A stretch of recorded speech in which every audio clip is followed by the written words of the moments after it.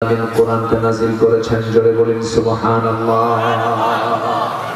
কোনটা হক, কোনটা বাতিল, কোনটা ন্যায়, কোনটা অন্যায়, কোনটা প্রহিবিটেড, কোনটা লেজিটিমেট, কোনটা বৈধ, কোনটা অবৈধ, কোনটা নূর, কোনটা যুলুমাত, কোনটা আলো, কোনটা আধার, কোনটা জান্নাত, কোনটা জাহান্নাম, এগুলো সব সুস্পষ্ট করে একদম কোরআনে কারীমের মধ্যে একদম পুরোপুরি ক্লিয়ার করে আল হালালু বাইয়িন ওয়াল হারামু বাইয়িন ক্লিয়ার করেছেন। তিনি আমার কে? আল্লাহ। আস্তে বলবেন না, তিনি আমার কে? আল্লাহ। আল্লাহ তাআলা। সম্মানিত ভাইরা, এত বড় একটা কিতাব থাকার পরে আমার এই কিতাবকে আড়াল করে রেখে দিয়েছে। ওয়ামান আযলামু মিম্মান কাতামা শাহাদা। সবচেয়ে বড় জালিম কি হতে পারে যে এত বড় একটা সত্য জিনিসকে যারা আড়াল করে। কোরআনের ভেতরে এমন কোন আইন নেই যা বাদ পড়েছে। এখানে আমার পাশে বড় একজন আইনজীবী বসে আছে, এর মধ্যে ফৌজদারি দণ্ডবিধি আছে, এর মধ্যে আইন আদালতের যা আপনি চান সব কিছু এর মধ্যে আছে না নাই বলেন তো? কোনো কিছু বাদ পড়ে না।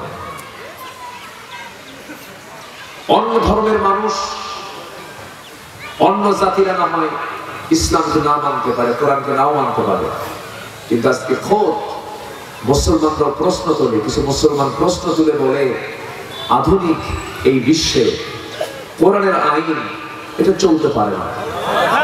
জোরে বলুন নাউযুবিল্লাহ, জোরে বলুন নাউযুবিল্লাহ। তারা বলে কোরআন এবং রাজনীতি, কোরআনের সাথে রাজনীতির কোনো সম্পর্ক নাই। আচ্ছা, কোরআনের সাথে যদি রাজনীতির সম্পর্ক না থাকে তাহলে কোরআন কি পূর্ণাঙ্গ না অপূর্ণাঙ্গ? যদি বলে রাজনীতির সাথে কোরআনের কোনো সম্পর্ক নাই, তখন আপনি বলেন তো কোরআন থেকে পূর্ণাঙ্গ থাকলো? তার বক্তব্য অনুযায়ী যারা এই জাতীয় কথা বলবেন তাদের বক্তব্য অনুযায়ী কোরআন তখন কি হয়ে গেল? কি বলেন, কমপ্লিট হলো না ইনকমপ্লিট হলো? অপূর্ণাঙ্গ হয়ে গেল। এই জন্য সব জায়গায় বুদ্ধি খাটাতে হবে। আপনি ডাক্তার, আপনি চিকিৎসা বিষয়ে বুঝবেন।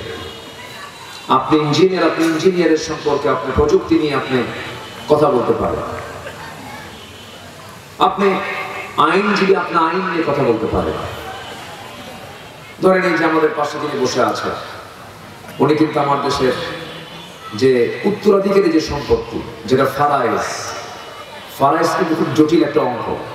এই অঙ্কটা আমরা আলিম ক্লাসে পড়েছি, আমরা দাখিল আলিমের দিকে, ফাজিলের দিকে ফারায়েজ, বালাগাত নাম থেকে সাবজেক্টগুলো পড়া হয়েছে। ফারায়েজের অঙ্ক এটা এমন জটিল, এখানে রাসূল বলেছেন তাআল্লামুল ফারাইদা ফাইন্নাহা নিসফুল ইলম। তোমরা ফারায়েজের জ্ঞান অর্জন করো, এটা হচ্ছে সমস্ত জ্ঞানের অর্ধেক। সুবহানাল্লাহ বলবেন না?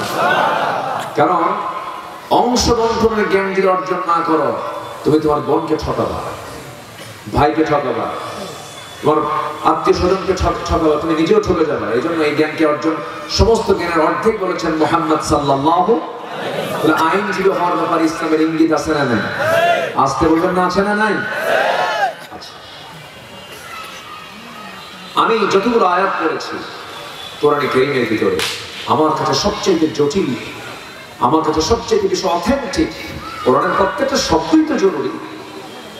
বিশেষ করে সূরা নিসা, ওই ফারায়েজের যে হুকুমটা আল্লাহ পাক দিয়েছেন, লিযযাকারি মিসলু হাযযিল উনসাইন, এটা যে পৃথিবীর কোন লেখকের লেখা বই নয়, এর চাইতে বড় মজবুত আয়াত আমার কাছে আর মনে হয় না। আল্লাহু আকবার। আমেরিকাতে একবার ওরা উত্তরাধিকার আইন তারা পাশ করলো কি বাবা